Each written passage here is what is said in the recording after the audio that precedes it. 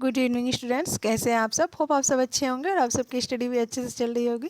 जैसा कि आप सबको पता है, करंट अफेयर्स हम लोग पढ़ रहे हैं और अभी जो हम लोग फरवरी मंथ का मैगजीन स्टडी कर रहे हैं उसमें जो प्रतियोगिता दर्पण का मैगजीन आता है अभी हम लोग उसको पढ़ रहे हैं और उसमें अभी हम लोग अंतर्राष्ट्रीय घटनाक्रम को पढ़ रहे हैं। तो चलिए देखते हैं आज का जो हमारा पहला टॉपिक है वो क्या है।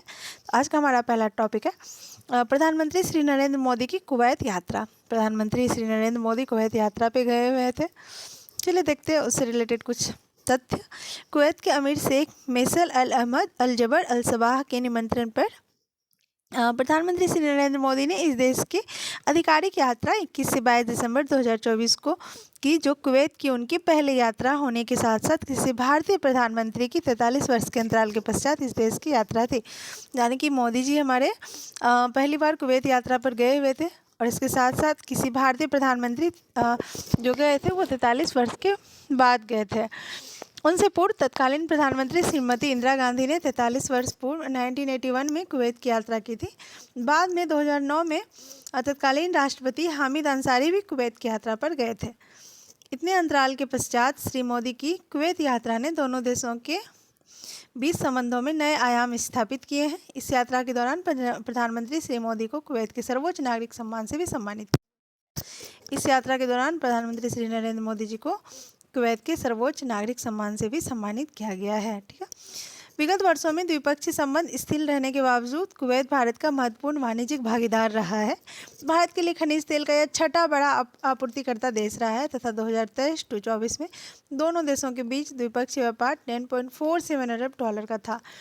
तो यहाँ पे आप लोग एक चीज़ देख सकते हैं कि भारत के लिए खनिज तेल का यह छठा बड़ा आपूर्तिकर्ता देश है कुवैत। ठीक है। कुवैत के लिए भारतीय निर्यातों में लगभग 34% प्रति वर्ष की वृद्धि विगत वर्षों में दर्ज की गई है। कुवैत इन्वेस्टमेंट अथॉरिटी का भारत में लगभग $10 अरब का निवेश है। ओके, आगे देखते हैं। 21 दिसंबर को कुवैत सिटी में हवाई अड्डे पर औपचारिक स्वागत के पश्चात होटल में प्रवासी भारतीयों ने भी उनका भव्य स्वागत किया। कुवैत में भारतीय समुदाय की सबसे बड़ा प्रवासी समुदाय है। कुवैत में भारतीय समुदाय ही सबसे बड़ा प्रवासी समुदाय है। वहाँ की कुल जनसंख्या में लगभग 21% यानी कि 10 लाख भारतीय हैं। यानी कि कुवैत में प्रवासी समुदाय में सबसे बड़ा समुदाय भारतीय ही है। और वहाँ पे भारतीय कितने हैं? कुल जनसंख्या भारतीयों का कितना है? भारतीय प्रवासी का तो 21%, यानी कि कुवैत की टोटल जनसंख्या का 21% है। 10 लाख भारतीय। प्रवासी भारतीयों के हाला मोदी कार्यक्रम को संबोधित करते हुए उन्होंने कहा कि प्रवासी भारतीयों ने कुवैत के कैनवास को भारतीय कौशल के रंगों से भर दिया है। उन्होंने कहा कि भारत के पास नई कुवैत के लिए आवश्यक जनशक्ति, कौशल और प्रौद्योगिकी है। 21 दिसंबर को ही कुवैत के उन दो नागरिकों से भी मुलाकात श्री मोदी ने की जिन्होंने भारत के दो महत्वपूर्ण ग्रंथों रामायण व महाभारत का अरबी में अनुवाद एवं प्रकाशन भी किया है। 21 दिसंबर को ही कुवैत सिटी में 26वें अरेबियन गल्फ कप द्विवार्षिक फुटबॉल टूर्नामेंट का उद्घाटन समारोह में श्री मोदी कुवैत के अमीर के मुख्य अतिथि के रूप में शामिल रहे। कुवैत यात्रा के पहले दिन के श्री मोदी के कार्यक्रमों में एक श्रमिक शिविर जहां लगभग 1500 भारतीय नागरिक काम करते हैं के दौरे का कार्यक्रम भी शामिल था। वहां श्रम करने वाले श्रमिकों से मिलकर उनका हालचाल उन्होंने जाना। आगे देखते हैं। कुवैत के अमीर शेख फैसल अल अहमद अल जबर अल सबाह व क्राउन प्रिंस शेख सबाह अल खालिद अल सबाह अल अहमद अल मुबारक अल सबाह ने प्रधानमंत्री श्री मोदी का औपचारिक स्वागत बयां पैलेस में गार्ड ऑफ ऑनर के साथ 22 दिसंबर को किया। ठीक है, गार्ड ऑफ ऑनर के साथ 22 दिसंबर को किया। श्री मोदी को कुवैत के सर्वोच्च नागरिक सम्मान ऑर्डर ऑफ मुबारक अल कबीर से इस अवसर पर महामहिम अमीर ने सम्मानित किया। देखिए, कुवैत का ये जो सर्वोच्च नागरिक सम्मान है वो है ऑर्डर ऑफ मुबारक अल अमीर। जैसे हमारे यहाँ कौन सा है, तो भारत रत्न हमारे यहाँ दिया जाता है सर्वोच्च नागरिक सम्मान, उसी तरह कुवैत में दिया जाता है ऑर्डर ऑफ मुबारक अल कबीर। तो कुवैत का ये सर्वोच्च नागरिक सम्मान है। आगे देखते हैं। इस अवसर पर महामहिम अमीर ने सम्मानित किया। वर्ष 1974 में स्थापित यह सम्मान गिने चुने वैश्विक नेताओं को ही दिया गया है। विभिन्न देशों की ओर से प्रधानमंत्री श्री मोदी को दिया गया यह 20वां अंतर्राष्ट्रीय सम्मान है। कुवैत के अमीर के साथ बातचीत में विभिन्न क्षेत्रों में द्विपक्षीय सहयोग को आगे बढ़ाने तथा प्रगाढ़ करने के प्रति प्रतिबद्धता की पुष्टि दोनों नेताओं ने की तथा द्विपक्षीय संबंधों को बढ़ाकर राजनीतिक साझेदारी के स्तर पर ले जाने को सहमति दी। कुवैत द्वारा अपने विज़न 2035 को पूरा करने के लिए की जा रही पहलों की प्रधानमंत्री मोदी ने सराहना की। कुवैत विजन 2035 को साकार करने की दिशा में भारत की बड़ी भूमिका एवं योगदान के लिए आशा महामहिम अमीर ने व्यक्त की। कुवैत के साथ पारस्परिक सहयोग के विभिन्न मुद्दों पर प्रधानमंत्री शेख अहमद अब्दुल्ला अल अहमद अल जबर अल मुबारक अल सबाह के साथ विस्तृत द्विपक्षीय वार्ता प्रधानमंत्री श्री मोदी ने की। कितना बड़ा नाम है, OMG। राजनीतिक, व्यापार, निवेश, ऊर्जा, रक्षा, सुरक्षा, स्वास्थ्य, शिक्षा, प्रौद्योगिकी, सांस्कृतिक और लोगों के बीच संबंधों सहित क्षेत्रों में रणनीतिक साझेदारी को मजबूत करने के लिए रोड मैप पर चर्चा दोनों नेताओं ने की। अच्छा, किन किन चीज़ों पर चर्चा हुई है द्विपक्षीय वार्ता में, तो वो सब आप लोग देख लीजिए। राजनीतिक, व्यापार, निवेश, ऊर्जा, रक्षा, सुरक्षा, स्वास्थ्य, शिक्षा, प्रौद्योगिकी, सांस्कृतिक और लोगों के बीच संबंधों सहित क्षेत्रों में रणनीतिक साझेदारी को मजबूत करने की बात की गई। ठीक है, आगे देखते हैं। कुवैत निवेश प्राधिकरण व अन्य हितधारकों के एक प्रतिनिधिमंडल को विभिन्न क्षेत्रों में नए अवसरों की तलाश के लिए भारत आने का निमंत्रण प्रधानमंत्री ने दिया। उन्होंने हाल ही में संयुक्त सहयोग आयोग पर हस्ताक्षर किए जाने का स्वागत किया, जिसके अंतर्गत स्वास्थ्य, जनशक्ति और हाइड्रोकार्बन पर मौजूदा संयुक्त कार्य समूहों के अतिरिक्त व्यापार, निवेश, शिक्षा, प्रौद्योगिकी, कृषि, सुरक्षा और संस्कृति के क्षेत्र में नए संयुक्त कार्य समूहों की स्थापना की गई है। ओके, वार्ताओं के पश्चात जारी साझा घोषणा पत्र में संयुक्त राष्ट्र व अन्य बहुपक्षीय मंचों पर दोनों पक्षों के बीच उत्कृष्ट समन्वय की दोनों पक्षों ने सराहना की। इस वर्ष कुवैत द्वारा गल्फ कोऑपरेशन काउंसिल की अध्यक्षता ग्रहण करने के लिए प्रधानमंत्री मोदी ने कुवैत के अमीर को बधाई दी तथा विश्वास व्यक्त किया कि उनके नेतृत्व में भारत जीसीसी के बीच बढ़ता सहयोग और अधिक मजबूत होगा। भारत जीसीसी मुक्त व्यापार समझौते को शीघ्र पूरा करने के महत्व पर भी दोनों पक्षों ने बल दिया। मुक्त व्यापार समझौता आप सबको पता है, FTA होता है, फ्री ट्रेड एरिया। ओके, आगे देखते हैं। प्रधानमंत्री श्री मोदी की कुवैत की इस यात्रा के दौरान 4 विभिन्न द्विपक्षीय समझौतों और सहमति पत्रों पर हस्ताक्षर किए गए और उनका आदान प्रदान किया गया। इनमें रक्षा सहयोग पर समझौता ज्ञापन, सांस्कृतिक आदान प्रदान कार्यक्रम, खेल के क्षेत्र में सहयोग पर कार्यकारी कार्यक्रम और कुवैत के अंतर्राष्ट्रीय सौर गठबंधन में शामिल होने से संबंधित समझौता शामिल है। 2 दिन की इस यात्रा के पश्चात प्रधानमंत्री की स्वदेश वापसी 22 दिसंबर को होगी। ओके, चलिए अगला टॉपिक देखते हैं। नेपाल के थल सेनाध्यक्ष जनरल अशोक राज सिगडेल को भारतीय सेना के जनरल की मानद रैंक, ये मानद रैंक एक तरह की उपाधि है। चलिए देखते हैं आगे। 1950 से जारी परंपरा को जारी रखते हुए राष्ट्रपति द्रौपदी मुर्मू ने नेपाल के थल सेनाध्यक्ष जनरल अशोक राज सिगडेल को भारतीय सेना के जनरल की मानद रैंक से 12 दिसंबर 2024 को सम्मानित किया गया। ठीक है, तो यहाँ पे आप लोग देख लीजिए मानद रैंक भारतीय सेना के जनरल भारतीय सेना के जनरल की मानद रैंक किन को दिया गया है, तो यहाँ पे आप लोग नाम देख लीजिए। नेपाल के थल सेनाध्यक्ष जनरल अशोक राज सिगडेल को। ठीक है, आगे देखते हैं। यह सम्मान उन्हें उनकी 11 से 14 दिसंबर की भारत यात्रा के दौरान 12 दिसंबर को नई दिल्ली में राष्ट्रपति भवन में एक समारोह में प्रदान किया गया। भारतीय सैन्य अधिकारियों के साथ सैन्य सहयोग से जुड़े मुद्दों पर चर्चा के लिए जनरल सिगडेल 11 से 14 दिसंबर को यात्रा पर आए थे। भारत के साथ नेपाल के मैत्रीपूर्ण सैन्य संबंधों को बढ़ावा देने के लिए उन्हें यह सम्मान राष्ट्रपति मुर्मू ने प्रदान किया है। उल्लेखनीय है कि भारत व नेपाल के बीच यह परंपरा 1950 से चल रही है। अच्छा, भारत एवं नेपाल के बीच जो ये मानद रैंक सम्मान है, ये वाली परंपरा 1950 से ही चली आ रही है कि दोनों देश एक दूसरे के थल सेनाध्यक्ष को जनरल की मानद रैंक प्रदान करते हैं। तो यहाँ पे आप लोग इस चीज़ को भी ध्यान में रखिएगा कि एक दूसरे के सिर्फ थल सेनाध्यक्ष को ही जनरल की मानद रैंक प्रदान की जाती है। ठीक है, इस परंपरा के तहत ही भारत के थल सेनाध्यक्ष जनरल उपेंद्र द्विवेदी को नवंबर 2024 में जब वह नेपाल की यात्रा पर थे, नेपाली सेना के जनरल की मानद रैंक से नेपाल के राष्ट्रपति रामचंद्र पौडेल ने सम्मानित किया था।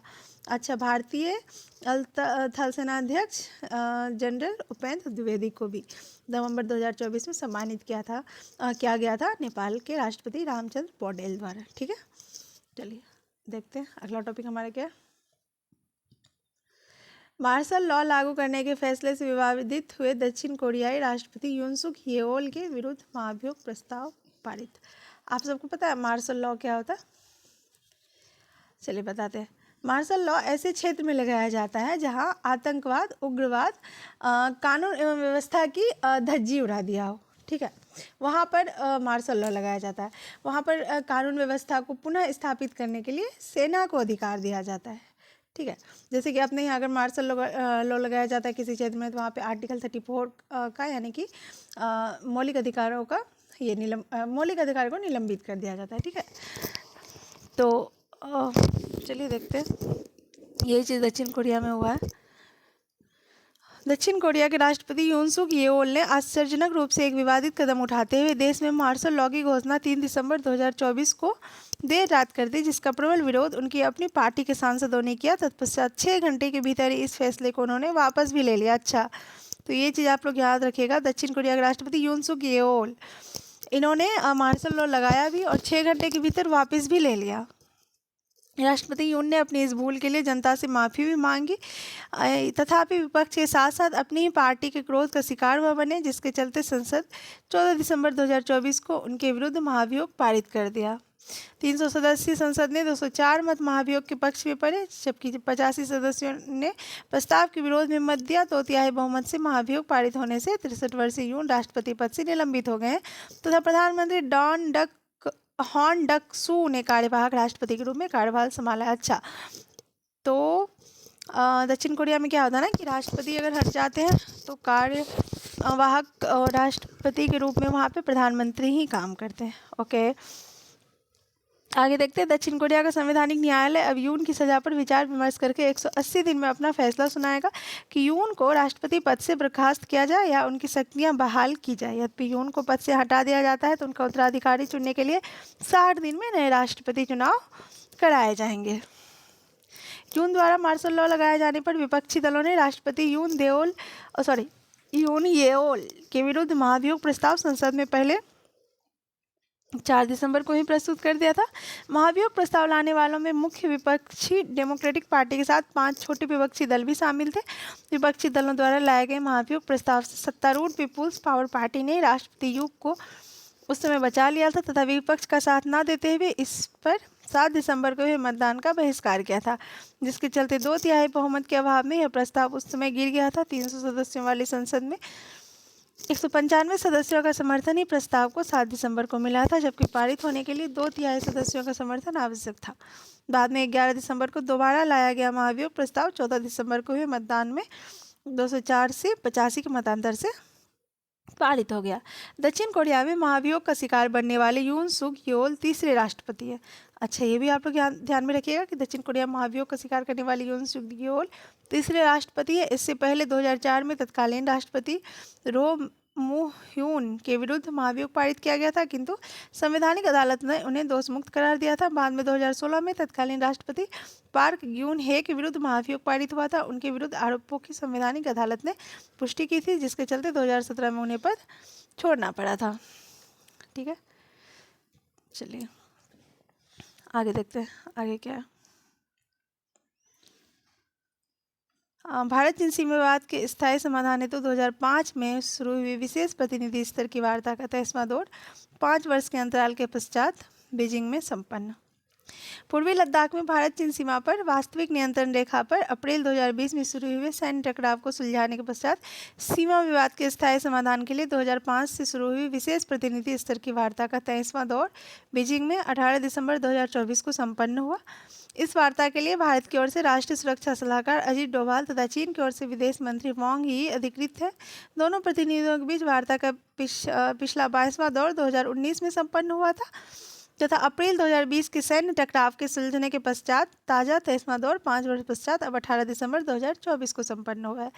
वार्ता का यह सिलसिला पुनः शुरू करने के लिए भारतीय प्रधानमंत्री श्री नरेंद्र मोदी व चीनी राष्ट्रपति शी जिनपिंग के बीच सहमति रूस में कजान में 23 अक्टूबर 2024 को संपन्न वार्ता में हुई थी तथा इसके लिए रूपरेखा 5 दिसंबर 2024 को दोनों देशों के सीमा मामलों पर परामर्श एवं समन्वय के लिए कार्यतंत्र की नई दिल्ली में संपन्न 32वें दौर की बैठक में तय हो गई थी।